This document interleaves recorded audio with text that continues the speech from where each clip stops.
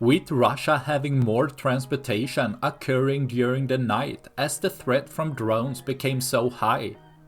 The darkness did offer some protection for a limited period, but with the increase of night vision drones, the threat got more even during the entire day, striking more of Russia's armored vehicles and supply trucks, letting Ukraine's drone army to take out Russian equipment both during the night but continued during the day, seen here as an ammunition truck had been hit, with a fire burning down both the truck and ammunition, wearing down Russia's capability by constantly targeting their supply chain, leaving less for tomorrow.